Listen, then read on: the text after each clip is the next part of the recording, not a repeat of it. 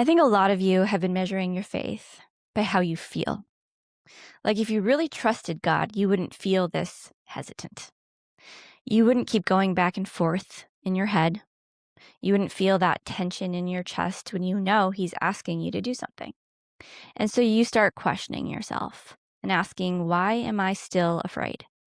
Shouldn't this feel more peaceful? Maybe I'm not ready yet.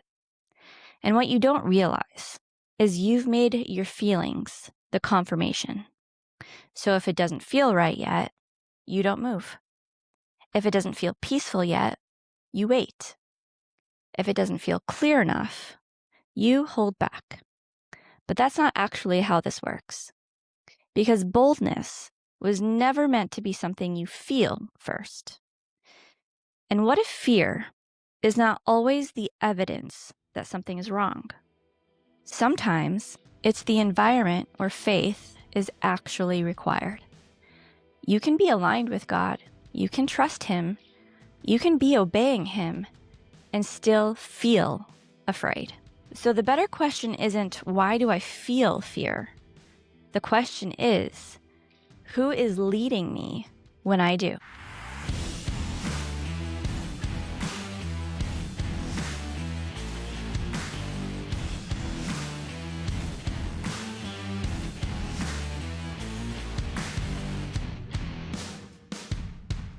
Welcome back to Karin with an I, Build Bold. I'm Karin. This is a show about unlearning survival mode and learning how to build your life from truth, identity, and obedience in Christ. And today we're talking about something every single one of you is navigating: faith and fear. And I told you in the intro episode, we're going to be defining boldness properly, not culture's version, not personality, biblical boldness. So today we're going to define it the way Scripture does. I want to take you back to the season in my life when I started building my photography business. And when I started building, I was only 29 years old, and I had marketing and communication experience in the world of churches. I was a creative, and I got my degree in graphic design. And I had even studied photography in school, so I knew my way around a camera. But honestly, I was more confident in Photoshop than I was behind a camera. Um, I think my mindset was, whatever I mess up, I'll just fix it in Photoshop. That was my plan. I didn't even really know Lightroom at the time, which was the photographer's editing software. I didn't know anything about flash photography. I didn't even own a flash. And when I first started, I was shooting in JPEG, which is a big no-no. Yikes, if you're a photographer. I know you're cringing when you hear that.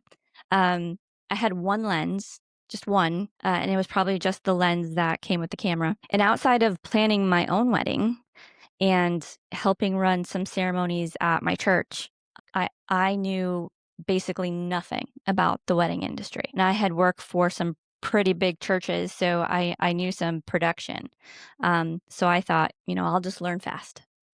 I definitely had no idea what it took to start a business from the ground up. Now, let me tell you what I did have. I did have a measly portfolio, if you could even call it one. It consisted of 3 weddings. The first one was a wedding from a friend. That was actually, ironically enough, from the photography class in college. She had asked me to take some photos for her wedding. So I basically just showed up one day and shot whatever she wanted me to. Sorry, Liz. Or maybe I should be saying thank you for the opportunity, for trusting me to take photos on the most important day of your life. So, yikes. I go back and look at those photos. They're not as bad as I thought they would have been, but they were shot in JPEG. So even my editing attempts were very, very limited. But thank you for giving me that opportunity because they gave me some portfolio work at the very least, and it helped me get started. But yeah, that was the first wedding. The second wedding was not even mine. It was a photographer friend who asked me to come along and help her as a second shooter. So I had a few shots that I could use from that. And the third wedding, my ex-husband and I were asked to shoot a couple from church who actually hired us for video. It was my ex-husband who knew his way around a video camera, and I was assisting him.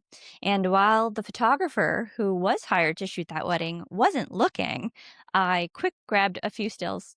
I don't even know if that's legal, but I used those photos for my portfolio. But that was it. So basically, my portfolio consisted of couples that never actually hired me based off of my marketing skills. And then I think I threw a couple of my cousin's high school senior photos and some cute 1-year-old and newborn photos. And I remember thinking, how in the world am I going to convince someone to trust me with the most important day of their life? Because if they asked me, what's your experience? What was I supposed to say? I haven't really started yet. Like, I wouldn't even hire me. But all of that was just fear telling me how unqualified I was to build what I already knew God was telling me to build. With all of the imposter syndrome in the world, I started building anyway. You have all heard that quote, right, from the movie Field of Dreams. If you build it, they will come. Yeah, well, in the business world, that's a bunch of crap. Um, in a business, if you want to grow quickly, you have to market and network. And to all my Gen Z and Alpha friends out there, I'm not just talking about social media networks. Yes, social media is one area of marketing, but did you know there are actually ways to market your business face to face in real life? You don't have to wait 90 days to grow a social media following. You can actually talk to people. People can actually market their business face to face at things called, networking events and expos and craft fairs and farmers markets. And a good business practice is to have more than one lead source coming in. You should not put all your eggs in one basket. One of these very effective ways is to put your phone down and talk to people. But if you're slightly more introverted like me, that can sound terrifying. So one of the main ways to market your business in the wedding industry, I learned, were bridal shows. And not knowing anything, I partnered with the first company I learned of that just puts them on locally. And I committed to a July and January show. They do them like every 6 months. They do a summer and a winter show. I think that's also considered to be like the peak engagement season. Everyone gets engaged right after the holidays, so January is the best time to market your wedding company. And then the same thing for July. I think summertime and the 4th of July is just another big engagement season. So you always see peak bookings around that time. So I committed to those two shows, and oh my gosh, I was terrified and just so nervous. But nonetheless, I worked all summer designing my booth for these dumb bridal shows. I researched the competition and I printed all these brochures and signups. Um, I remember I got my aunt who collects a lot of this like antique she had like wood panels and barn doors and just like all these props that I could use. I just created this really cute Joanna Gaines style, vintage looking chic booth. I think my main strategy though was if I didn't have the experience yet, I was going to show up with vibes and free stuff because I was also going to be giving away a free engagement session. And I also invested in this really cool photo booth. So I like created this enter to win a free photo booth contest thing. I don't remember. I had even partnered with a florist who said they would provide floral arrangements. All I had to do was like advertise for their shop. They gave me like business cards and I would like put them in my pamphlets. I think that actually might have been against the rules now that I think about it. But yeah, they gave me like these beautiful flower arrangements and yeah, the booth was beautiful. But I thought if I can make it look really good and connect with people, maybe they'll trust me. So that was my main strategy going in. So the day came and I set it all up, and I'm looking around me, and a few booths down, I saw some other photographers who looked legit. They were established, long time in the industry. They also had a team of people, and here I am all by myself, and I'm just standing there with my booth. And I'm just thinking, I don't belong here. But, the people came, they filtered through, and they would stop on my booth because it looked cute. And as terrified as I was, as they came by, I would say hello, and I would introduce myself, and I said what I rehearsed, and they would admire everything, and they played with my photo booth even. They entered the contest, and then they would move on to the next booth. Some of them would even ask me the dreaded questions that I really hoped they wouldn't ask, like, how long have I been doing this? I don't know if I had an answer or not. I think I just kind of blanked, probably stuttered a lot. I just remember wanting it to be over. Um, one thing I do remember about the show is I think it was pretty much over, and I was starting to pack up, and I had one bride come back. I will always remember her. Her name was Kara, and she was getting married at the zoo.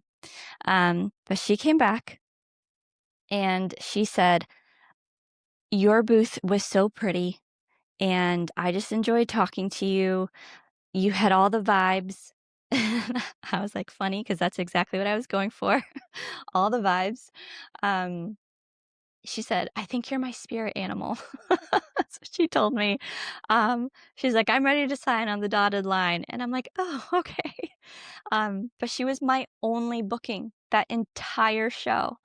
And honestly, I think that was just God's sympathy on me. Um, because that, like I said, that was all I got. One girl booked the entire show, even with my follow-ups that I did, every email that I took down, or no one followed up with me, nothing. It was just her. And I think if anything, I just broke even. So I didn't really lose that much money, or actually, the way I was priced, I probably did lose money because I invested a lot in the booth and the decorations, and um, yeah, I was not charging what I should have been charging back then. So, um, at best, maybe I broke even. Um, but I walked away thinking, what a flop. Bridal shows are just not for me. And underneath that, I was probably even more thinking, like, I have no idea what I'm doing. I'm not good enough. This isn't working. And man, that's just what fear does. It gives you like really logical reasons to quit. But the sad thing was, I had committed to two of these. I had one more show to do. And I knew that I just needed to re-strategize, because whatever I did during that show did not work. But yeah, I had to show up again despite my fear. I couldn't just give up, mainly because I had signed a contract. So, but let's just talk about that fear. That sounds wise, right? Like, well, you didn't make any money, so just doesn't make sense for you to keep doing these, right? That fear sounds wise. It sounds like you're not ready, you need more experience, you should wait. If you don't, you're just going to fail again. And that sounds responsible, right? It sounds wise, but it's not. Because if I had listened to that voice, I would have stopped. And some of you are doing that right now, calling fear wisdom. So when we hear this fear telling us to quit, don't keep going, you're not good enough, I want us to combat this lie with Deuteronomy 31:6.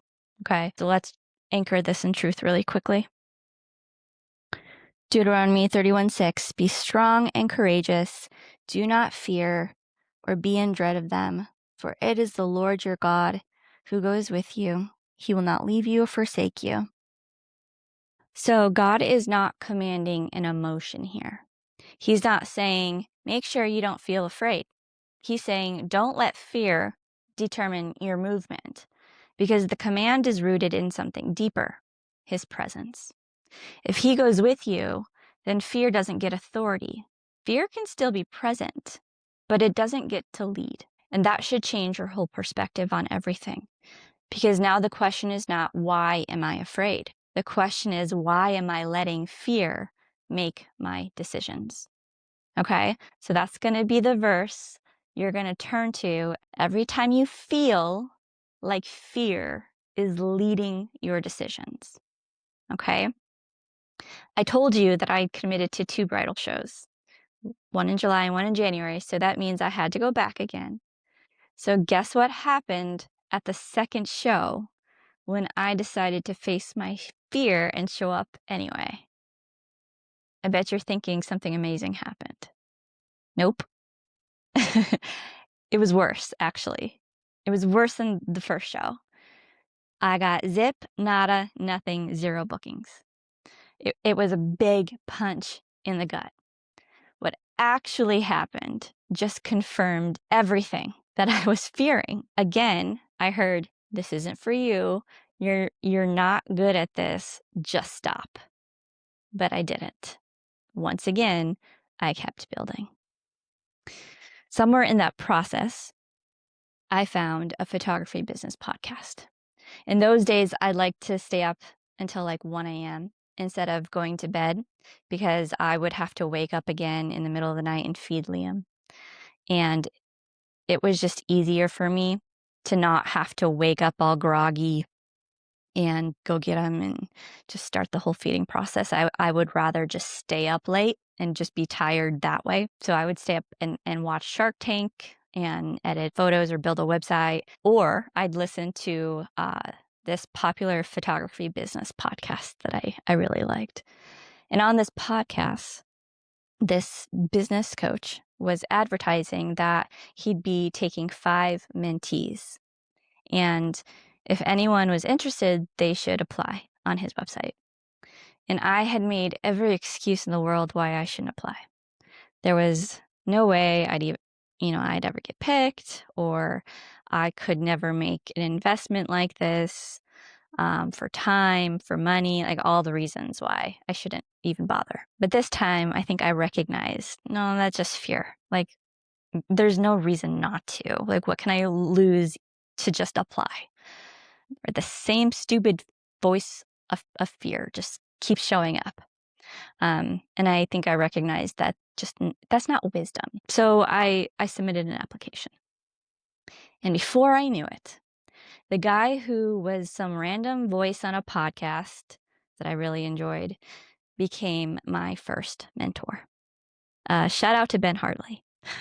And one of the reasons I really liked Ben was because he had valued people authentically. He had this, just love on people authentically first mindset. It was the things that mattered to me most about my brand and the type of business that I wanted to build. Just everything about him really aligned with my values, and how he cared for people.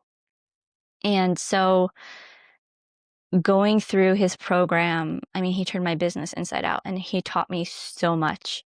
But guess what was one of the first lessons I learned and strategies that he taught, and definitely one of the first things he encouraged me to do? Go back to bridal shows. And everything in me was like, no, absolutely not. I avoid bridal shows at all cost. Nope, they're not for me. Like anything else but those. I was like, are you kidding me?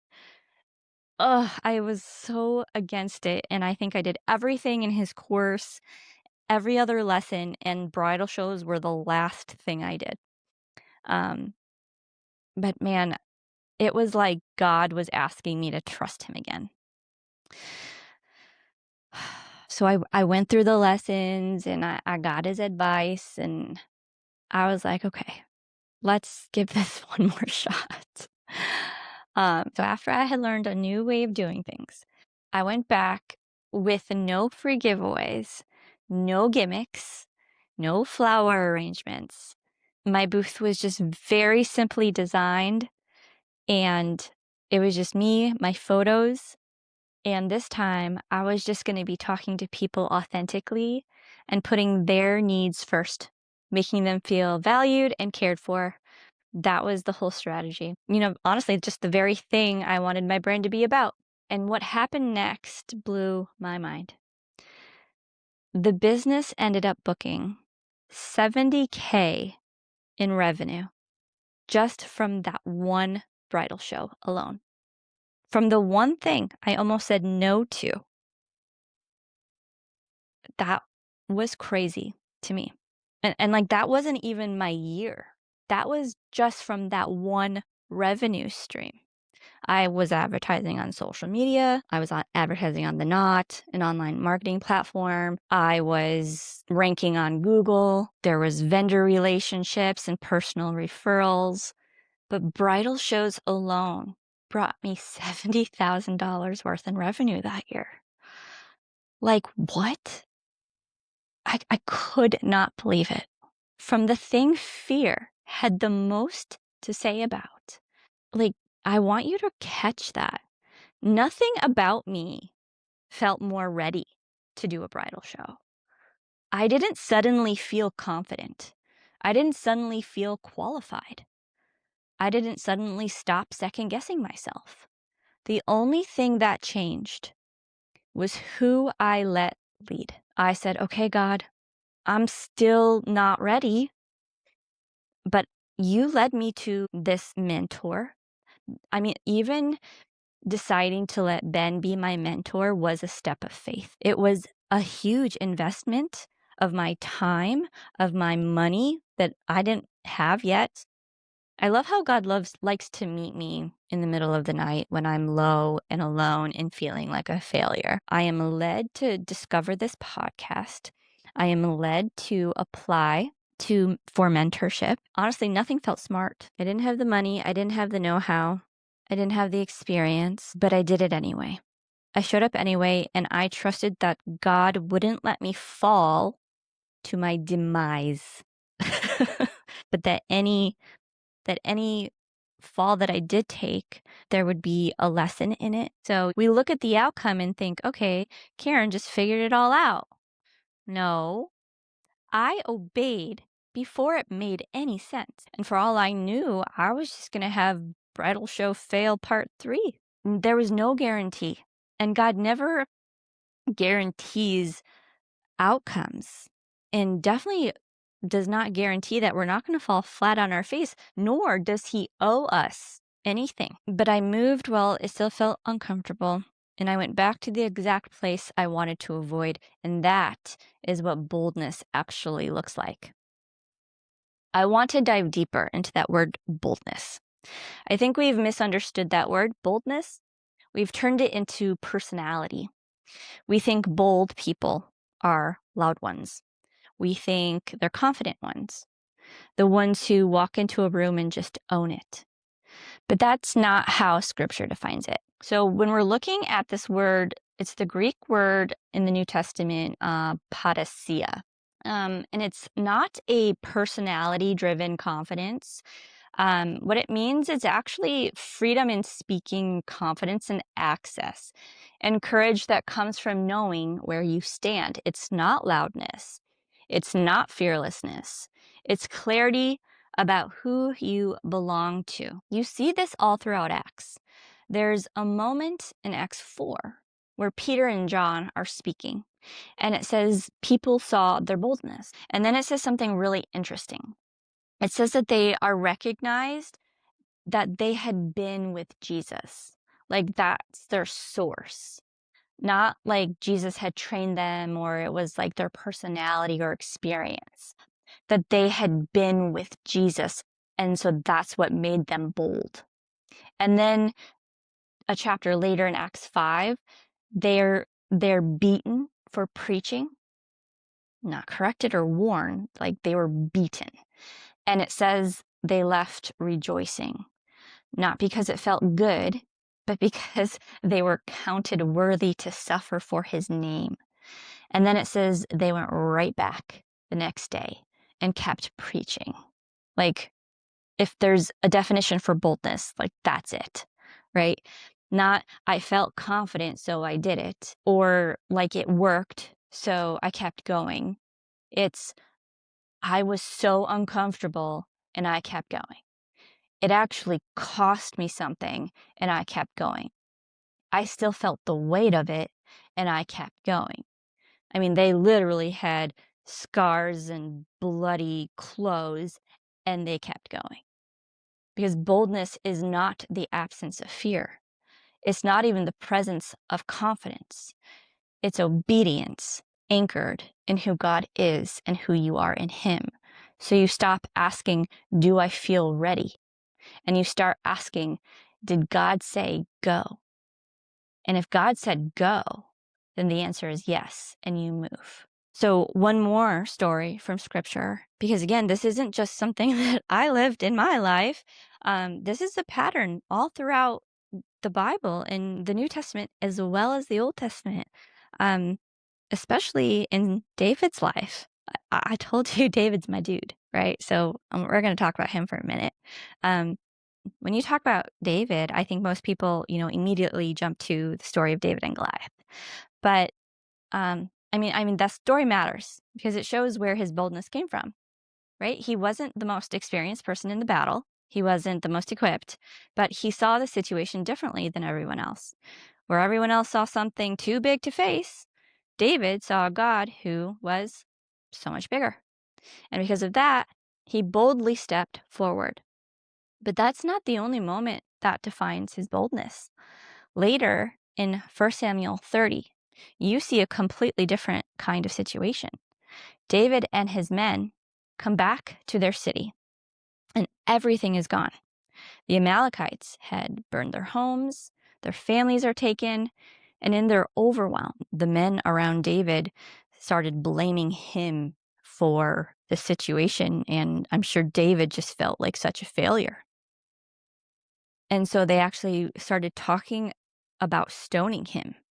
So now he's not just dealing with the loss, he's carrying the weight of leadership in that moment where everything looks like it fell apart. And what stands out is how he responds. He doesn't start to spiral. He doesn't assume that because things went wrong, he must have missed God's plan.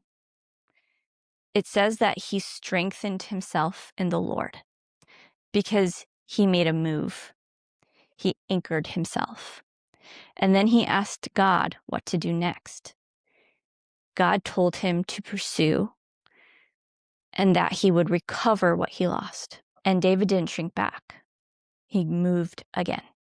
He went after the Amalekites and he recovered everything. But don't miss what happened there. The boldness wasn't just in the outcome. It was in the decision to go back to God after everything fell apart and to get direction and then step forward again. That's a different kind of boldness. Not just the kind that steps into something new, but the kind that keeps moving when it didn't go the way you expected. They are just making so much content these days about David and his life. We've got The House of David on Amazon Prime. We've got the new David movie from Angel. Just all over the place. I'm loving it because it's amazing. Not all of it is biblically and historically accurate. I just want to put that out there.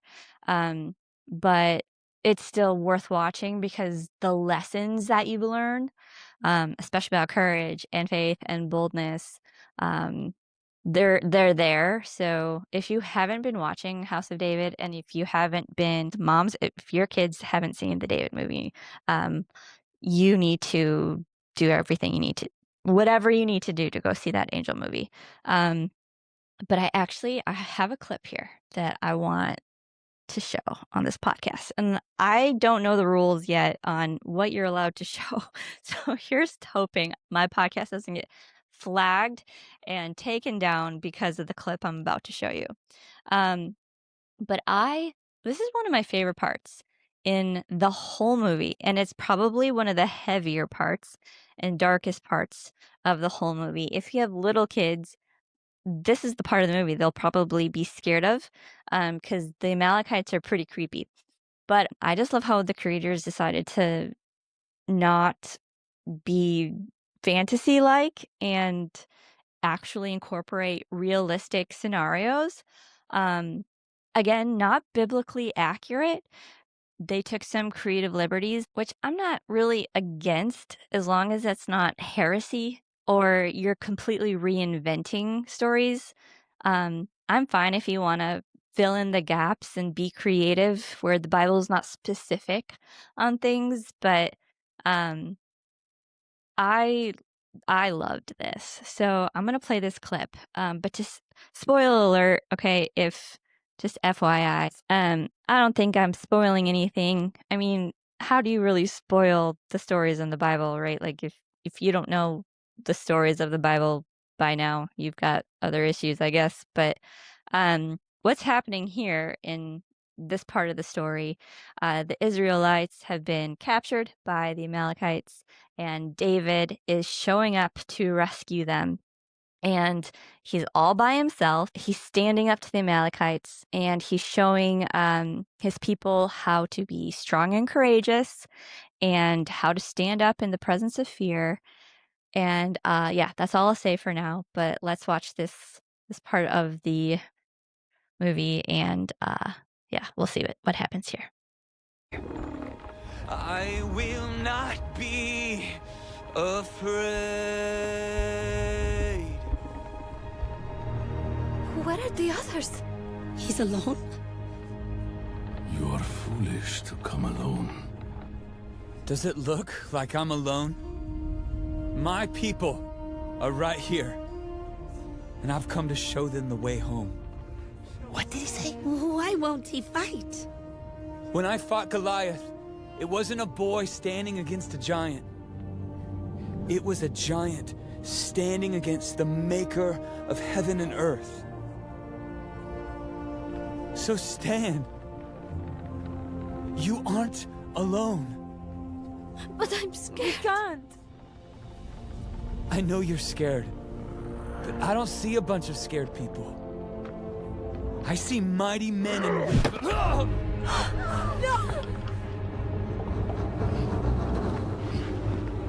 I see slaves. No! Let me go! It's my boy, please! Take me instead! Okay, I know I'm laughing. I know I'm smiling and laughing, and he just got knocked down. But I mean, I think that's great because it's real. Like he's giving like this big old motivational speech, and you would expect it to work, but it doesn't. Okay, we're gonna skip ahead, and they tie him up and hang him up to a tree, and they're acting like they're gonna execute him in front of all of his people. So we'll watch this part for a second. Why, God? The only thing that I want is to dwell with the Lord. If we don't win today, He is still my reward. So whatever may come, whatever we face,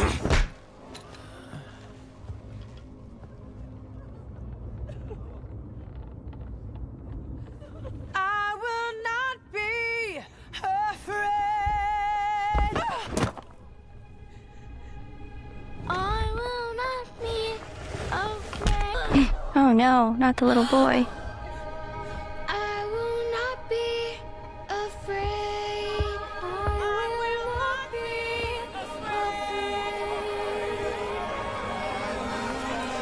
afraid. Their boldness and courage is spreading.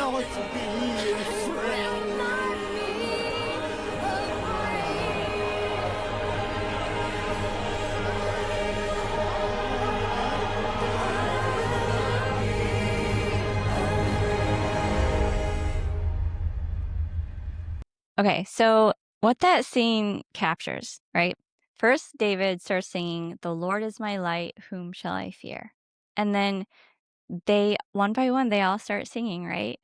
Um, but they also once they start singing, they get knocked down. And one of the reasons why I just love this scene so much is because that's just real life. Just because you stand up and take that step of courage, right? And just because you stand up in the face of fear and in that moment of bravery and courage and boldness, that does not mean you're not going to get knocked down.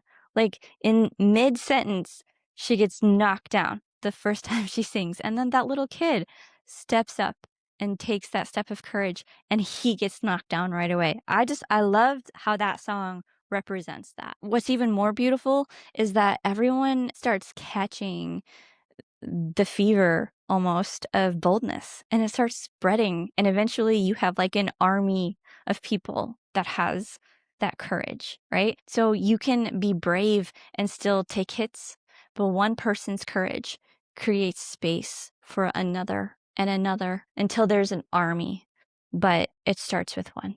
So I just loved that representation in that movie. So you guys, David's life is so full of those moments. The Angel movie, the David movie, ugh, it inspired me so much. If you haven't seen it yet, please go watch it.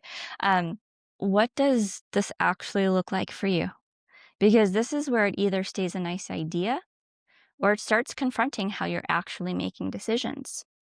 It looks like moving while part of you is still questioning it. It looks like obeying God and not having the emotional confirmation you wish you had. It looks like showing up and your body still isn't feeling it. Your heart is racing. Your thoughts are still trying to talk you out of it.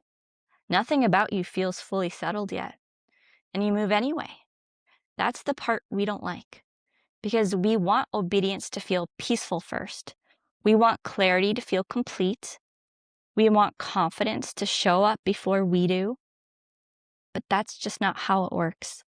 Boldness is not when your emotions finally catch up to your calling. Boldness is when your obedience is anchored, even when your emotions haven't caught up yet. So you don't wait to feel aligned. You decide who you're going to follow, and then you move from that place. It looks like moving before you feel ready. It looks like obeying while your thoughts are still loud. It looks like showing up while your heart is still racing. Because boldness is not emotional alignment. It's obedience alignment. And I need to say something here because if we don't get this right, you're going to misinterpret your entire experience. God never promised that if you show up with boldness, it's going to go well. In fact, Jesus says the opposite. He says, in this world, you will have trouble. Not might, not sometimes. You will. So if you're expecting obedience to feel smooth, or to produce immediate results, or to confirm that you did it right, you're going to get discouraged really quickly. That's just not the promise he makes. And I know that because I lived it. I showed up to that bridal show. I prepared. I put in the work. I stepped out. I did the thing. And it felt so uncomfortable. And honestly, it didn't work. One booking. And I walked away feeling like I failed. So if your definition of boldness is I obeyed God and it didn't work out the way I hoped, you're going to quit the first time it doesn't.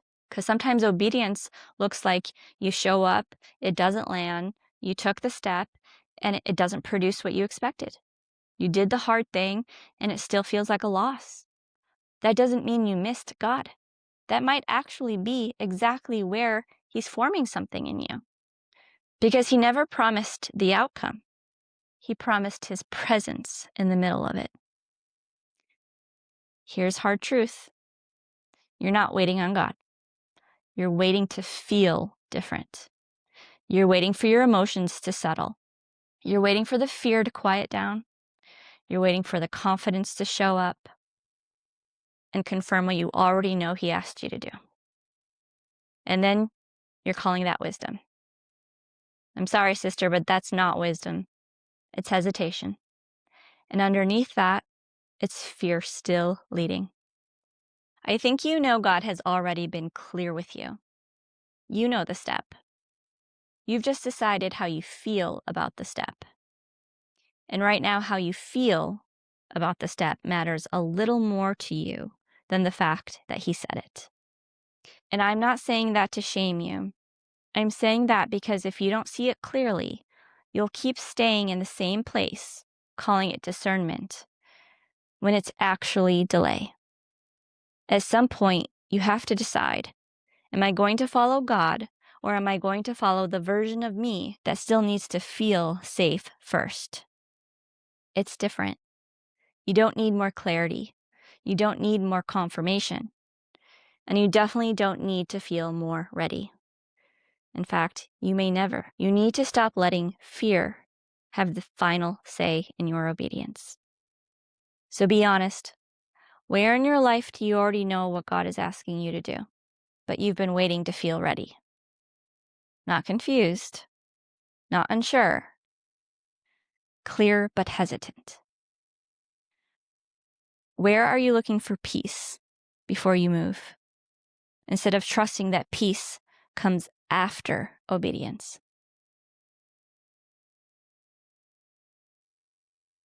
What decision are you delaying and calling it discernment? When, if you're honest, it's fear. And let's go one layer deeper. What are you actually afraid will happen if you take that step? Name it, because fear stays vague on purpose. The second you name it, you can actually confront it. And then ask yourself this: have you made your feelings the requirement for your obedience? Have you decided that you'll follow God as long as it feels manageable, as long as it feels safe, as long as it feels like you won't fail? Because if that's the condition, you're not being led by God. You're being led by fear, with spiritual language on top of it. And here's the question I want you to sit with. If nothing about how you feel changed, would you still obey?